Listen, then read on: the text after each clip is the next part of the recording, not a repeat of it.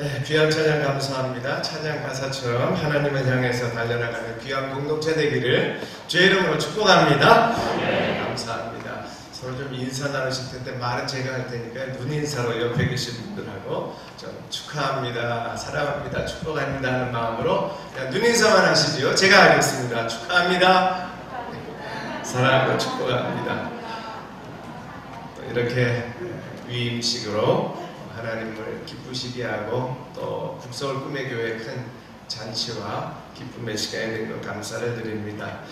사실 오늘 메시지는 민명기 목사님을 키워주신 모교회 부미상모교회 원로 목사님이신 김성동 목사님께서 전해주셔야 되는데 또 교회 질서나 여러가지 배려를 통해서 부족한 저에게 설교를 맡겨주신 북서울 꿈의 교회 당회나 성도님들에게 감사를 드리고요. 대신에 저는 설교 짧게 하겠습니다. 민 목사님 잘 하시는 우리 김 목사님께서 축사 시간에 설교까지 포함해서 해주시기를 부탁을 드립니다. 대신 다른 순서는 짧게 해주세요. 사실 이 교회 우리 같은 시찰이라 오랫동안 잘 알고 있는 교회입니다. 올해 표회가 멋지네요. 제가 꿈이 들어갈 줄 알았어요. 하나님의 꿈이 이루어지는 행복한 교회. 표현대로 올 한 해가 그렇게 성취되고 하나님의 은혜 주시기를 기대합니다.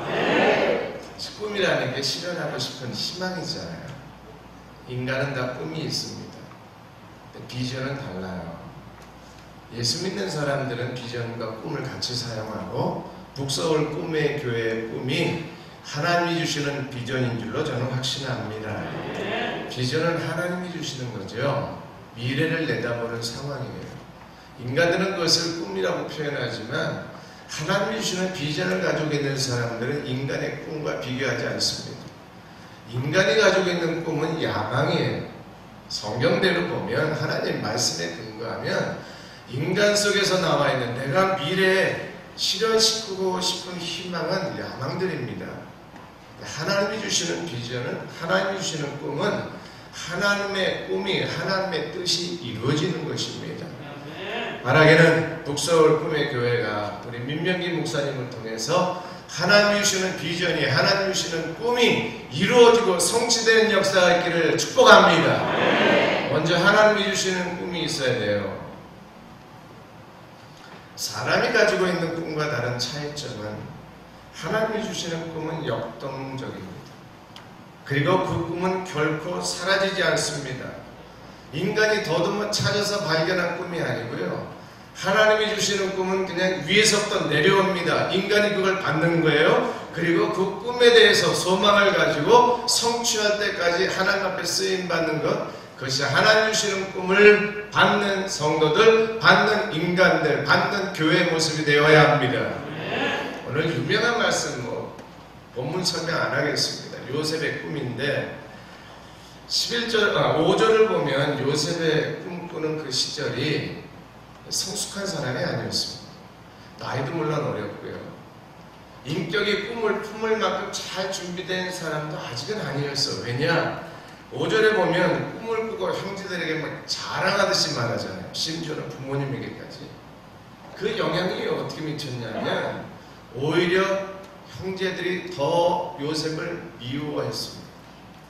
가족적인 문제 다루지 않겠습니다. 형들의 시기를 받았으면 지혜로워야 되잖아요. 적어도 하나님의 꿈을 받을 정도라면 형들이 이 꿈을 어떻게 해석하고 어떻게 이해할 것인가 정도는 판단해야 되는데 나이도 어리고 아직 성숙하지 못했고 부모의 편애 속에서 자라서 인간관계가 그렇게 성숙하지 않은 것으로 저는 요셉을 이해합니다. 그럼에도 불구하고 엄청난 하나님의 꿈이 요셉에게 임했어요. 이것은 요셉이 준비돼서가 아니라 저는 성경을 그렇게 해석합니다. 하나님이 요셉을 택하시고 하나님께서 요셉에게 꿈을 주셨기 때문에 요셉이 꿈쟁이가 된 거지요. 꿈쟁이가 되기 위해서 준비하고 학원 다니고 스펙 싼 사람이 아니에요. 사랑하는 성도 여러분, 북서울 꿈의 교회가 잘 준비되었기 때문에 하나님의 꿈이 임한 것이 아니라 하나님이 작정하시고 하나님의 뜻하신 바가 있어 하나님의 꿈이 민 목사님을 통해서 이 공동체를 통해서 임하기를 소망합니다. 이미 임한 것으로 저는 믿습니다. 그러므로 꿈쟁이들은 꿈을 포기하지 않습니다. 요셉이 꿈을 포기하지 않은 걸 설명 안 하겠어요. 요셉의 아버지도 꿈을 품고 있었어요. 11절인데요. 그의 형들은 시기하되 그의 아버지는 그 말을 간직해 두었더라. 아멘. 요셉의 아버지 같은 간직하는 꿈을 품고 있는 성도들 되기를 부탁을 드립니다. 사람들은 자기 생각으로, 형들이 그랬어요. 시기하고 불편해합니다. 그 꿈을 망가뜨리기도 합니다. 심지어는 교회 안에서도요. 하나님의 꿈을 꾸지 않는 사람들은 불평합니다. 비전을 제시하면 방해를 합니다. 하나님의 꿈을 막는 역할도 합니다만, 그러나 하나님의 꿈을 받은 확실한 사람들은, 역동적인 신앙을 가지고 있는 사람들은 그 꿈을 포기하지 않습니다. 요셉이 그랬고요. 요셉의 아버지는 당사자는 아니어서 한 걸음 뒤로 물러나 있지만 마음에 간직했어요. 민목사님에게 주신 꿈이 무엇인지 저는 확실히 잘 모르겠습니다. 북석을 꿈의 숲에 주신 하나님의 꿈이 무엇인지 저는 잘 알 수도 없고 알아도 안 되겠지요. 다만 민목사님이 가지고 있는 그 꿈의 방해꾼들이 아니라 그 꿈을 마음에 품고 함께 가는 공동체가 되기를 바랍니다. 북서울 꿈의 교회가 꿈을 꾸는 그 꿈을 예수비전교회나 경기도회가 방해꾼이 아니라 시기하는 것이 아니라 마음에 품고 기다려보는 우리 노예와 또 주변 교회가 되기를 소망합니다. 하나님 그렇게 은혜 주실 줄로 저는 믿습니다. 또 하나는 꿈을 하나님이 주셨다면요, 하나님은 반드시 이루어 주십니다. 할렐루야. 제 소신일가하고 약속의 믿음의 반응이기도 합니다. 누구나 다 요셉 좋아할 것입니다. 누구나 다 아브라함 좋아합니다. 누구나 다 다윗 좋아합니다. 다 하나님이 부르신 부르심과 꿈속에서 산 사람들이에요. 우리는 꿈쟁이 요셉만 생각하지만 다윗도 사실은 하나님의 꿈 때문에 왕이 된 거예요. 아브라함도 하나님이 주시는 꿈 때문에 믿음의 조상이 된 것입니다. 세 사람의 인생은 다 다르지만 하나님이 분명히 세 사람 다 주권적으로 이끌어 가시고 그 세 사람에게 주신 꿈을 그들에 의해서가 아니라 하나님이 성취시키시고 하나님이 그 꿈을 이루셨다는 것을 저는 믿습니다. 아브라함이 꿈쟁이였어요. 사실은 그는 출발부터 멋진 꿈을 품고 하나님의 부르심에 순종했잖아요. 역시 해석하지 않습니다. 유명한 인물이잖아요. 근데 아브라함을 곰곰이 생각해 보세요. 그도 성숙하지 않았습니다. 이삭을 받기까지 수없이 많은 실수를 했는데 하나님은 절대 포기하지 아니하셨어요. 제가 신학생 때 아주 멋진, 별로 그렇게 특이한 책은 아니지만 제목에 꽂힌 것이 있고 지금도 자주 설교하시는 분들이 그 표현을 인용합니다. 하나님의 열심이라는 책이었어요. 제가 신학생 때 만난 책인데 아브라함을 해석하면서 하나님의 열심으로 표현을 했습니다. 하나님은 아브라함을 믿음의 조상으로 만드시기까지 형편없는 아브라함, 그건 좀 반이겠네요. 형편없지는 않았지만 평범한 아브라함이었어요. 결단한 건 대단하지만 그가 이삭을 받기까지 실패한 것 보면 저보다 뭐 별로 그렇게 뛰어나지 않았습니다. 그러나 뛰어난 믿음의 조상 이삭을 제물로 바치기까지 성장시키신 것은 아브라함이 아니라 하나님의 열심이었고 꿈을 주신 하나님께서 우리 북서울 꿈의 교회 우리 민병기 목사님에게 그 꿈을 이루어 가시는 하나님의 열심이 함께 하시고 지속될 줄로 믿습니다. 꿈은 반드시 성취됩니다. 할렐루야. 사도 바울을 보세요.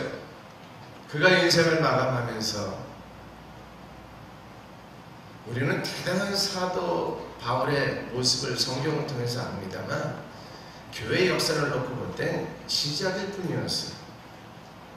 그가 수없이 많은 소아시아 지역을 순회하면서 전도하고 교회를 세웠지만 지금 교회 역사가 성령의 역사가 강권적으로 2000년 동안 지금 21세기, 20세기를 통과하면서 교회가 선교했던 지금의 현장과 바울의 행동은 비교도 안 됩니다. 허나 바울은 이렇게 인생을 마감합니다. 나는 선한 싸움을 싸우고 나의 달려갈 길을 마치고 믿음을 지켰으니. 아멘. 바울은 미미하게 소아시아 교회를 개척하고 끝냈지만 바울이 목회한 교회 수만 명 교회, 수십만 명 교회가 없었어요. 시대적인 흐름이었습니다. 바울은 우리는 성경을 통해서 대단하게 존경하지만 서신서들을 보면 바울을 비난하고 심지어는 바울의 사도권까지도 부인할 만큼 그가 항상 인기 있는 유명한 우리가 생각하는 사도 바울이 아니었습니다. 그럼에도 우리는 사도 바울을 위대한 하나님의 종으로 인정하는 것은 2000년 교회 역사 속에, 성경 역사 속에 하나님이 바울을 사용하셨다는 분명한 증거가 있기 때문에 그렇습니다. 바라기는 오늘 우리가 우리의 인생이, 우리의 삶이, 우리 교회 목회 현장이, 한국교회 현실이 그렇게 대단한 것 아닌 것 같이 보이고 북서울 꿈의 교회가 미미한 교회처럼 여겨질 수도 있습니다. 민명기 목사님을 아는 사람이 그렇게 한국교회에 많지 않을 수도 있습니다. 성도분 한 분 한 분의 이름을 누가 기억해 주겠습니까마는 개인의 인생이 마감될 때 누구도 상관없이 바울처럼 나는 선한 싸움을 싸우고 달려갈 길을 마치고 믿음을 지켰다고 고백하고 하나님이 칭찬하시는 삶이 되기를 축원합니다. 오늘 결론은 4장 8절이에요. 같이 보겠습니다. 시작. 이제부로는 나를 위하여 의의 멸류관이 예비되었으므로 아멘. 여기까지만 보겠습니다. 이것은 바울만이 아니라 뒷부분을 보면 오고 오는 모든 세대 주의 백성들, 꿈을 꾸는 교회들 모두에게 해당돼요. 세상에서 화려한 것, 육신의 야망을 가지고 비전이라고 표현하는 그리스도인들과 교회의 모습 따라가지 마시고 사도 바울처럼 이름도 없이 빛도 없이 달려갈 길을 달려가도 하나님 앞에 인정받는 것으로 감사하고 인생을 마감하고, 저는 바라기를 북서울 꿈의 교회가 한국교회의 유명한 소문난 교회, 크게 부흥하고 성장하는 교회가 되기를 소망합니다. 제 마음에 시기 질투가 없기를 소망합니다. 그렇게 안 될 수도 있어요.